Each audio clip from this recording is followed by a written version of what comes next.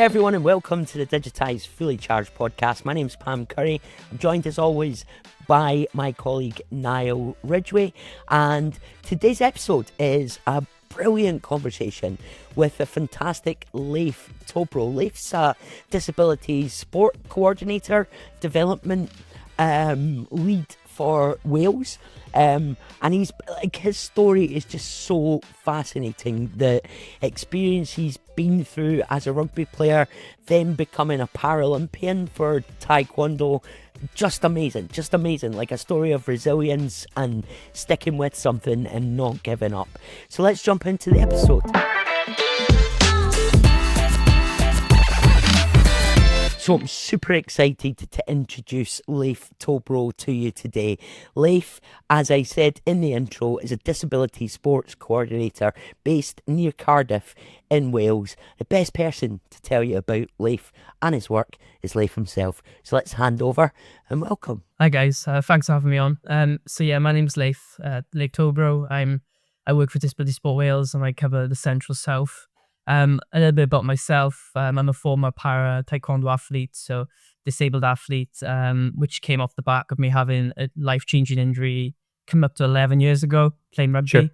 Sure. So it affected my right arm. So my journey completely changed, and then I ended up becoming a para-athlete, which then resulted in me eventually working for Disability Sport Wales, an organisation who originally funded me to be an athlete. So it's quite a nice journey that they funded me, and then I ended up go back to work for them.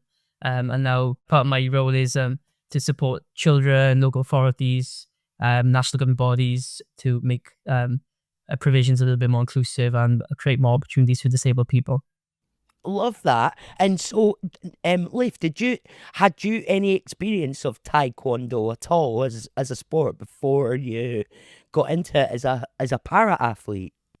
No, I had martial arts experience, so I was a kickboxer. Sure. Kickboxing was probably one of the last sports I ever took up. I started it at 19 years old when I was in university. I just rocked up one day on my own and I wouldn't had a go, and then 3 years later, I was British kickboxing champion at the age of 22. And amazing. That's amazing. Yeah, it was my main sport, and I fully fell in love with it. And then at the age of 24, I had my injury playing rugby. So the transferable skills were there. Both kicking sports, slightly different. Taekwondo was a little bit different to kickboxing. But yeah, didn't have any previous taekwondo experience, but I transferred pretty easily. But like the resilience in that story is quite incredible, Leif. Like, because, as a sports person and playing rugby, to have such a life-changing injury must have been a really difficult time for you. So can you talk to us a bit about that, about the kind of like, I suppose, not giving up and like realizing that actually sport is still accessible for you and that there are other things that you can do. Yeah, that must have been really hard. Yeah, it was a hard time. I think it was a little bit of a trial and error because I was so sporty, but obviously my mindset at the time was a little bit more, I would say, fixed. It dropped. I thought that sports isn't going to be for me now. But then I went back to my local kickboxing club, and because obviously I was friendly with them, and the instructor was my friend. Sure. I felt welcome straight away, and I suppose part of my role now is to make those environments welcoming for disabled people. But I was lucky in the sense that when I went back, I had familiar faces and I knew people, so it felt a little bit easier to go back into sport. Massively as well. I'm a very sporty person, so I couldn't imagine not doing sports. So I think I have to go back. I think it was the only possible route for me at some point to go back. I didn't expect to jump back into it that quickly. I think within 3 months of leaving hospital, I was kickboxing. That's amazing. After having like 3 or 4 major operations, I was straight back with a sling and competing. And I think my injury was in the January. I think by the November, I had competed and I'd won another title against non-disabled people. That's amazing. That's incredible. Yeah, I became British kickboxing champion for the second time, but that was in a non-disabled category with a disability, so that was a massive achievement for me at that point. Yeah, because Huge you're not just we're not talking about here you just joining your local, like community sport or something. You're going for a high level here, like competing. Actually Paralympics, and that must be really powerful for you in your role now, encouraging other people and being able to sort of share that experience and that lived story, I guess. Yeah, definitely. I'm part of the active pathways team, so part of my role is to develop the provisions which can potentially lead to that higher performance. And we've got a performance team as well, but so we work quite closely together. But my role is more getting disabled people just into sport and any kind of physical activity. And then if they're eligible and they meet the criteria, then there would be pathways there for them to go to a high level of sports. So my job's very rewarding in what I do now. Yeah, fantastic. Imagine there's been like a lot of it, like. Has there been an increased investment in like disability sport provision over the last? Because I feel like that, like in the last 10 years, there was a shift, like in terms of the Paralympics and the amount of like media coverage and just exposure for disability sports. I suppose is that something you've seen happen? Yeah, because taekwondo specifically as well. It was in Tokyo and it was in 2016. So it's more of a recent sport to go into the Paralympics. So okay. Sure. Since it was entered, we now had Matt, a Welsh athlete, who's gone on to win gold. He won gold. So we got a world champion and gold medalist in para-taekwondo now. Amazing. We got a few British athletes like Amy from Manchester, Amy Truesdale, who was gold medalist, and we got a few athletes now. But for Wales specifically, taekwondo's grown a lot through some of these athletes, and there's been more funding. I think the more medals obviously we win, the more funding we get through national lottery, and I think over the last decade we've had multiple medals across different disciplines of sports. So it's grown quite a lot.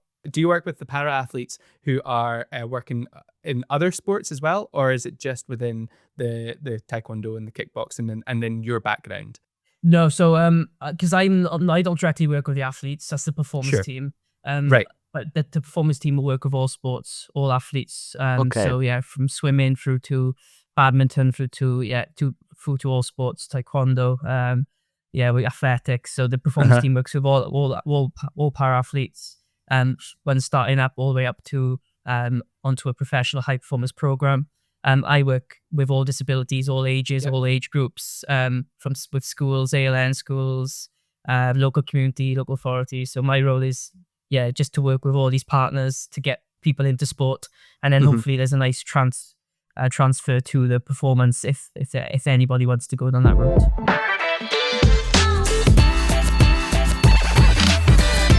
Absolutely. That's how I know you, Leif, as well. I was going to ask that. Yeah. I was going to be like, how do you guys know each other? Yeah.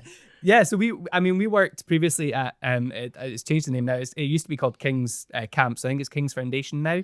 Is the title on a number of camps. And so we were working with young people, playing sport with them, teaching them a variety of different sports, getting them exposed to what's out there, that teamwork and sharing and collaborating with others. I was going to ask about how has that impacted the work that you're doing with schools? I know you mentioned you're working with young people from young all the way up to when they're becoming adults. How has your time working with these sports camps and working with others impacted your work that you're doing now? Yes, it's a good question.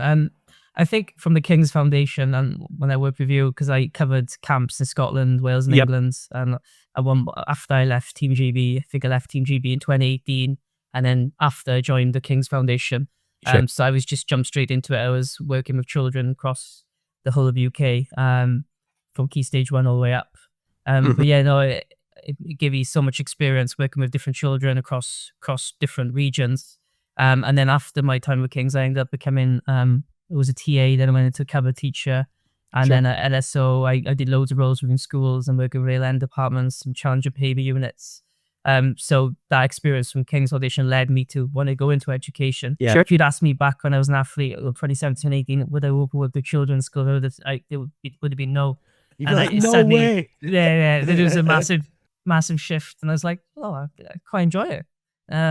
And then from my time with Kings, it massively changed my my mindset. I'm not actually just saying this, but no, you were probably the best coach I ever worked with. I'm just saying, thank you, Leif. especially with Key Stage 1. I remember I did a review for Niall, and honestly, one of the best I've ever seen with the youngsters, 4 or 5 year olds at the time. That. Obviously, amazing energy when I work here in Scotland.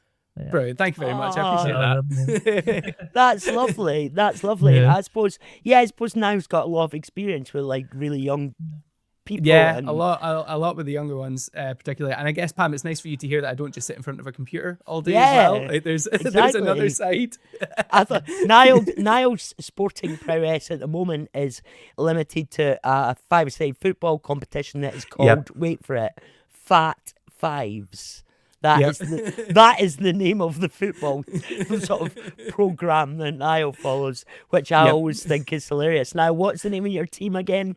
We are Rapid Viennetta. Hilarious. Hilarious. There's some great team names in there as well. But yeah, it's a kickabout. It's all about kind of making ourselves healthy on the outside as well as on the inside. So it's a chance to chat and meet other people, and it's working on both physical and mental health, and just a chance for us to kind of have a kickabout and have a bit of fun on a Friday night, which is great. We have similar things. We have like lads and dads teams, or mental health football teams of house. So we have similar things in Central South. Yeah. Brilliant. Yeah. What's the shirt that you've got up on your wall behind you, Leif, if you don't mind me asking? See, I always say when one opportunity ends and everyone comes, and all depends on your mindset. I always go off mindset and growth mindset. So if you're always prepared for a new opportunity, things usually come your way. So after finishing with Team GB in para-taekwondo, as I mentioned, I went on to the King's Foundation, and then different contracted jobs. And then in 2022, the Rugby League World Cup came around. It's supposed to be 2021, but it was pushed back a year. Sure. And then 2022, Wales Rugby League created the first ever physical disability rugby league team. Fantastic. So I ended up playing for Wales in the World Cup in Warrington in the end of 2022 against New Zealand, England, New Zealand, and Australia. And our Welsh team ended up having a really good competition. I managed to get myself a BBC Man of the Match and try other tournaments as well, and I got a Welsh cap up there. So so I ended up. It's weird because obviously I had majoring rugby, and everyone still questions my decision to go back to play. And that came off the back of me going back to mixed ability rugby. So there's a mixed ability league in rugby union in Wales. Okay. And I played for a couple of years mixed ability rugby, which is contact or touch. So you got the option. And then that led to me playing for Wales then, and I played contact for Wales in PDRL. I got myself the Welsh Cup on top of other sports I've done. It's so good. Honestly, see, if you go through Leif's, I've been following, obviously I've known you for years, but I've been following all your stuff through Facebook, and the amount of highlight reels is incredible. Just when you're running with a rugby ball, just dodging and diving around the place and taking that ball over that line. So it's great to see you. You must be so proud of yourself. That's incredible. Big decision to go back to the rugby that had so kind of, I suppose, changed your life really from the injury you got. So I can understand why people around you, your loved ones, might have been a bit like, what are you doing? Hold on. But just the way it works out for you, they're getting that, like playing for Wales. That's just it's so incredible. It's such an inspiration for the young people that you work with, I think. Like, it must be so inspiring for them. Yeah, it's just a different kind of setup. Obviously, before I was playing on disabled, and then I feel like there's so many people with different life experiences, and they might be like myself who developed with disability, or they might be born with disability. And it's nice to play against people who have gone through their own adversity and challenges. My mother wasn't happy, but I thought it'd be your mum. Yeah, I thought it would be your mum that would struggle the most with that, man. Well, I explained to her it's completely different. It's still contact, it's still physical, but everybody on that field's got different reasons to be there. So absolutely. And has your son started following in your footsteps as well? Have you been showing them all the highlight reels and putting the ball in his hands? he's pointed at that a few times, wondering what it was. He's 19 months now. But coming up to rugby tots. Rugby tots are 2. There's a rugby tots in Wales are 2 from 2 to 5 or 2 to 6. Yeah, and then football tots as well. So my wife doesn't really want him to play rugby, even though she's a massive rugby fan. I think from everything that happened to me, but I wouldn't put him off playing. It's just more about safety and things like this happen. It's 1 in a million. My rugby injury. So well, I don't know if that's the actual correct stat, but it's very uncommon. Yeah, sure. So I wouldn't stop him from playing rugby or football at the time. Guys, listen, I'm just interrupting you for 1 second, well, maybe a few seconds, but it makes a huge difference to us if you can download, if you can subscribe, if you can follow us on socials. Niall and I work really hard to bring you this podcast every week, and it just means the world to us if you could share it, if you could follow it, take a little screenshot of you watching it and share it with your friends. If you know educators, people interested in education technology, this is a podcast for them. We're at a Digitize crew on most social media platforms. Give us a follow, please. Find us wherever you find your podcasts, and we really appreciate it. Thank you. You've noticed a sort of shift, I suppose, in the way that digital tools affect your work. Can you tell us a bit about that? Yeah. So we are always promoting different digital resources for schools. We're trying to develop a lot more disability inclusion digital resources, because part of my role is I'm a disability inclusion tutor. So I do go into schools, ALN schools, and different different maybe mainstream schools to educate teachers on how to include disabled people in PE specifically and sports, because we've had so many stories of children just being left out, or they don't know how to include. You probably come across this now, where some coaches might struggle as how would you make your sessions more inclusive for everybody. So we are using digital resources as a strength now, and I know AI is getting a lot bigger, so AI can be used as a positive and a strength. I think it's got a lot of power there to be used positively. What's your AI experience been like so far? Like, what have been your big breakthroughs there? Just for content creation, I suppose, with using it for like if you're editing a resource which might be a bit dated, coming up with more creative ways, just using it to strength, not letting it do all your work for you, but if you can use it in the right way, where let's look at this part of even the policies and procedures we use it for now. So if it's editing this policy, how can we make it a little bit more aligned with our strategy? And it's using, and then it gives you ideas. And as long as you're bouncing those ideas off you're actually still using your own thoughts and not relying on it too much. In some ways, like, as long as you don't just accept what it gives you and submit that, then I kind of feel like your critical thinking and your literacy and language understanding is improving all the time with an AI. But I know that in the world, a lot of people are, a lot of critics and those that are nervous are like, well, it's just taking away our intellectual capacity and stuff. But it's not, is it? The way you're talking about it there is like, it's a tool, it's something that you use as part of your process, but it's not everything. I definitely think it can complement you. So if you're using it the right way, I did my master's in business, and I specialize in online marketing and digital marketing. Okay. And similar when I did my master's degree. My dissertation was the impact of social media on student retention and the enhancement of the learning experience. So again, I was looking at digital tools and how universities can connect with students online through social media and different platforms to try and retain them and make sure they've not drop-off rates were lowered, and how universities can really make the students feel like they're a valuable part of the course through use of social media, so that's through groups, through forums, through comments, through like social media sharing. And the research was massive that the students were much more likely to stay in university if they had the university support through platforms and networking, as well as I linked in with sport as well, and Mm-hmm. the benefits of being involved in a society or sports society, and how much that would increase students' chances of completing their course.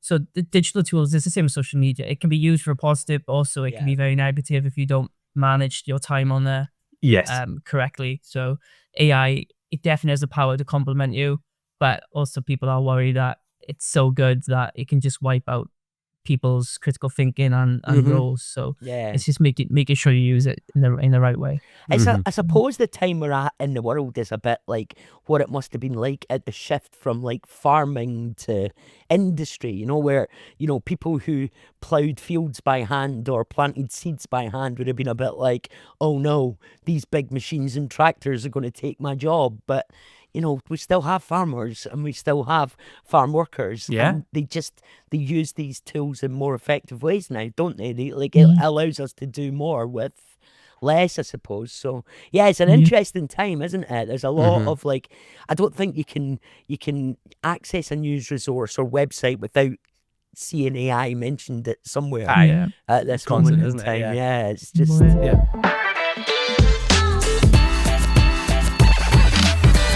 I was interested as well. Recently you attended, I've got it written here, it's why I'm looking. You recently attended the Sports Simulation Showcase as well. And on that, you were looking at like the VR headsets. Oh, yeah. And how that could make an impact for our young people. Tell us, like, what were you doing with them? What did you see? What do you think that impact could be in the long run? Yeah, that technology's got a lot of potential as well.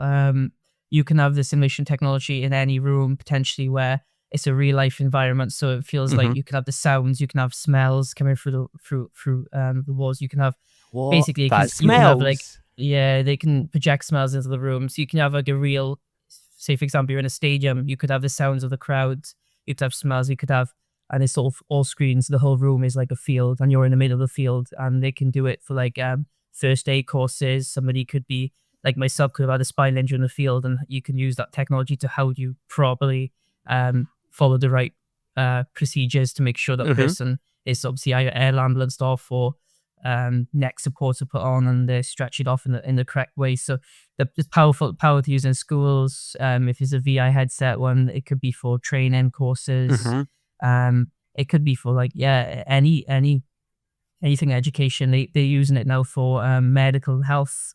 They've got mannequins there where you can basically do test operations on them and use this technology in the rooms. There's it looks like a whole inside of a hospital unit, and they've got it's really clever and a lot of potential there. But I don't know how they would scale it to schools, but it has got potential to go to schools. And I know we're always looking at ways of making classroom sessions a little bit more interactive, not so structured like they've been for the last 100 years, where it's very sitting in tables facing the front, not mixing it up. So it's got scope for education establishments to definitely. I'm thinking about transitions and large environments as well. If you've got somebody who, for example, is going off to Paralympics or is going off to the Commonwealth, then you could put on the headset and give them a chance to experience what that's going to be like before they go off and achieve that. So if they are somebody who feels that worry about going into these situations,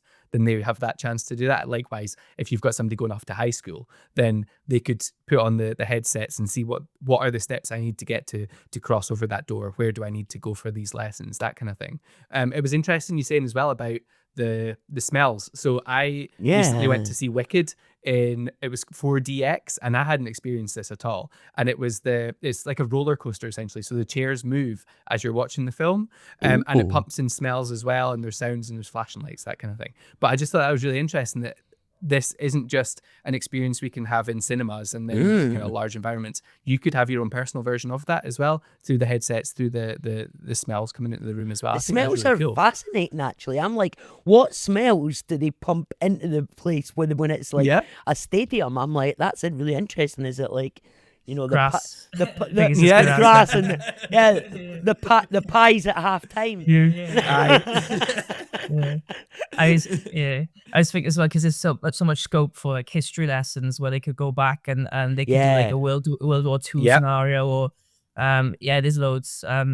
We've got a VR headsets here, and you can like go into the World War I trenches and like experience that through VR. So yeah, there's one we do where there's a shark. So you kind of swim underwater, like you're underwater. That's cool. And then Yeah. sharks come along and always terrify everyone Yeah. because they just appear out of nowhere. So. Do you know what I'd like to talk about is the kind of like sports psychology.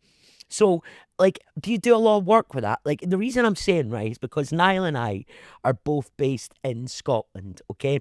And I don't know if you noticed, but last week our Scottish football team had a night that is one that's been a long time coming, I think.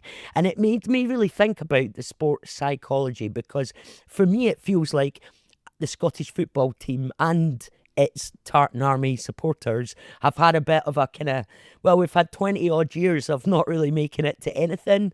And I couldn't help but think about the psychology of that win last week and what it might do, not just for the sports team, but for the kind of nation, as you know, not it must be like there must be work goes on in sports to sort of focus on that kind of mindset and training. Is that something that you've been involved in at all?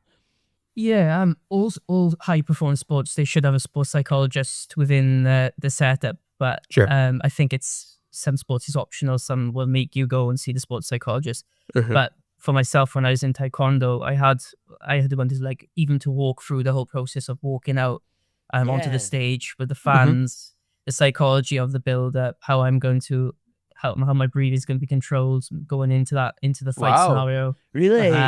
Yeah, envisioning like my first kick, my first counter. So if you going through that whole process, it's like motivational speaking or public speaking. If you run through it in your head multiple times, or you have that if you have that picture of how you want it to go, you're much more likely to achieve your goals if you've already planned it out mentally in your head. Yeah. But for the Scottish team, I know Wales is the 2016 Euros when the whole country was behind us and we made it. And I feel like when the country's behind you as well, and if sports psychologists are working with the players on that, they must have such momentum now moving forward. It's only gonna help you. That's it. think. But we work with sports psychologists quite a bit. I was wondering, the answer to this could be no, and that's fine. And I'll just chop it out. I was wondering about how esports and physical sports are marrying together as well. Do you have much contact with those who are taking part in the esports kind of gaming competitions as well, or is it more the physical kind of thing? So that's a brilliant question actually, because we've done a lot more of esports, so it's come about recently. So our esports series are for disabled people, young people and adults with obviously all disabilities. We run about 15 esports series a year across Wales, predominantly physical activity, including physical activity in sport. Previously esports, we weren't doing much with the esports side of things, and we've had a lot more meetings with esports and bringing them into our esports series now, because we got VI as well as boxing. I've got a VI stimulation where you can box with VI set and esports. Wow. We recently had I think we had an esports event where a lot of children now are into their gaming and esports. So how does that link in with physical activity and inclusion? So yeah, it's coming. There's more coming into that space, definitely, and we are looking at it more, because I think that's the reason why we say physical activity now and inclusion is because sport's off-putting to some young people, because a lot of people don't want to play sport. Yeah. It's more how can we get you active, how we can get you moving, or any kind of physical activity. So esports is something we're looking a little bit more into at the moment. Are you looking at the physical adaptations of the devices that they're using as well? So the different game pads that are available to them, whether using, like I've seen people using like blow tubes as well for controlling characters. Is that the sort of thing that you're looking at to support with? Yeah, and I think they've got interchangeable hand cassettes. So there's ones which, like for myself, I only use one arm. You can take different buttons off and interchange. So they've got circular pads where you can the joysticks can be different positions depending on your function in your hand, and if you're a power chair user and you might have limited use of your hands, you can adapt the controls for them. And similar to we got Boccia, it's called a pointer where you can use your head or we could have a mouthpiece, but there are adaptations now within esports to be inclusive, be as inclusive as possible. So it's growing. It's growing. Yeah. I got to play Boccia the other day for the first time. We had it for our inset day for the training for the staff, and we were all playing it, and we were chatting about how we can use it, not just as that sport for all of our young people, but also how we can incorporate that into learning as well. So you could have like your sound of the week that you're doing, you could have your reading words, you could have the different math sums as well in there. So you're incorporating both the learning that would typically take place in a classroom with the sport as well. And I thought that was a really interesting. It's the first time I've ever played Boccia as well. I thought it was great crack. What is it? What do you do? I don't understand. Boccia is a Paralympic sport. Okay. So you could say it's similar to the French bowls or bowls. It's red and blue, two teams. The white ball is obviously the jack. So you have the closest to the white ball basically wins. So if it's in teams, you'll have two teams, or if it's individuals, it'll be a blue against the red. But yeah, you could end up winning 4-0. You could end up 1-0. If you have four balls closest to the white, you could win that one game 4-0. But yeah, it's a Paralympic sport. Actually, remind me after this night, I've got a Boccia resource cards, so they're UK wide, but it's just all different inclusive games. Fantastic. So it's a resource. I can share that with you. Yeah, that'd be brilliant. Please. But that's perfect for education schools or for any use. But it makes the games a bit more fun. It could be like changing the standard game to make it a little bit more fun for school use. Yeah. I love that. Thank you. Yeah, that'd be great. Cheers.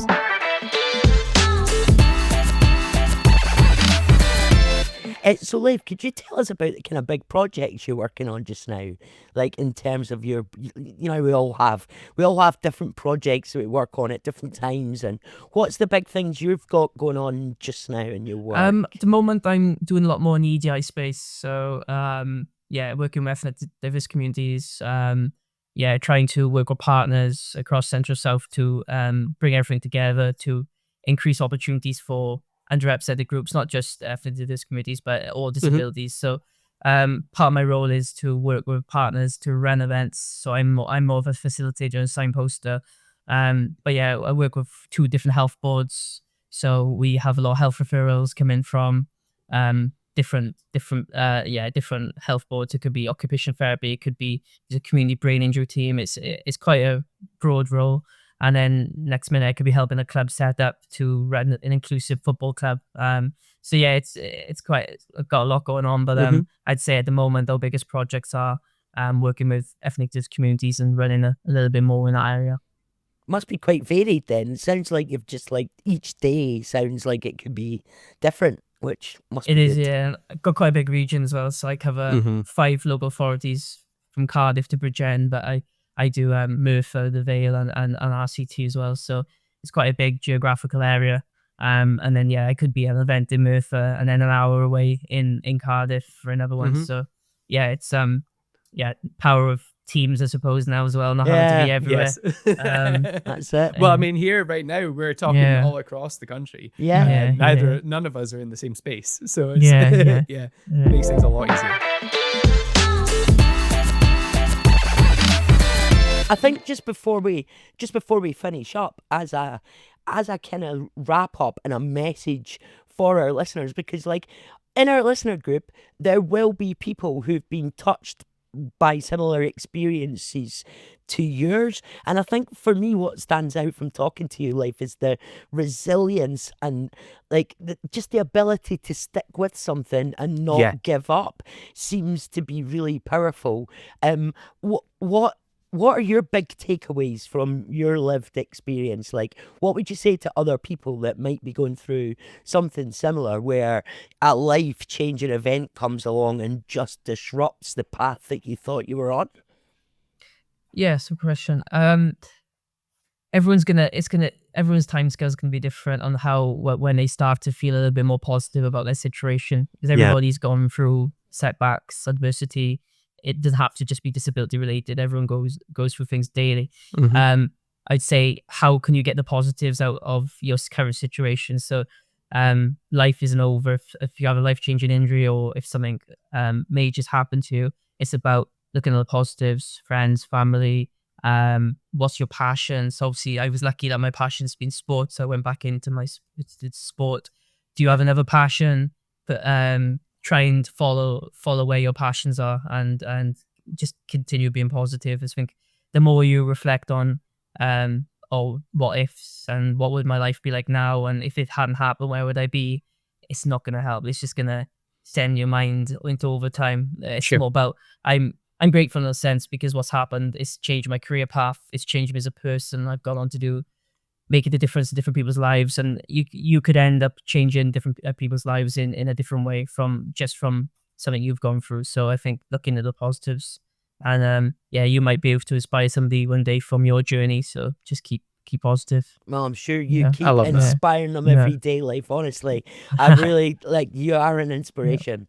And just looking at that rugby top and cap on your wall behind you is that's the message, I think, for people. Is like, look at that, it's like it didn't deter you, and you did manage to go on and keep doing what you're doing. So thank you.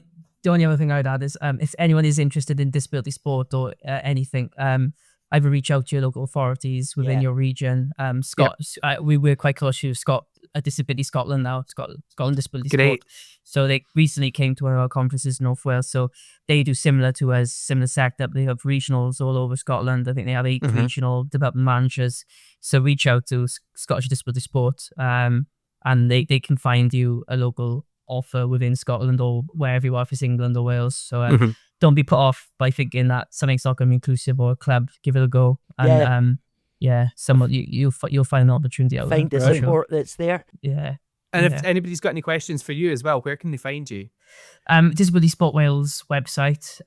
If you go on to the top, there's a drop down. There should be staff, or I think it's centre staff. I'll be there in the Central South, so you can click on it. It'll take you directly to an email that you can contact me. So anything within Central South, and we have 4 other regionals covering the whole of Wales. So fantastic. Thank you so much, Leif. Thanks for sharing your story with us. It genuinely is inspirational, and I'm sure that you continue to inspire young people all over Wales every day. So well done, mate, and thank you so much for joining us. Thank you, bro. And bringing the old pals back together, eh? Yeah, no. It's good to see you. It's been a long time. It's good to see you. It has been. It's been years, isn't it? So it's great to see you again. Well, wasn't that just an incredibly inspiring conversation with Leif Thobroe there? Thank you, Leif, for sharing your story with us. It really is inspiring and a real story of resilience there. Apologies for me slipping into celebrating Scotland's recent football victory as well, but couldn't help it. Thanks for sticking with us. Thanks for making it to the end of another episode. We'll see you again next time on the Digitize podcast. And remember, we're at Digitize Crew on all the social media platforms. Find us wherever you find your podcast. And please join us again next time when we've got another episode coming up.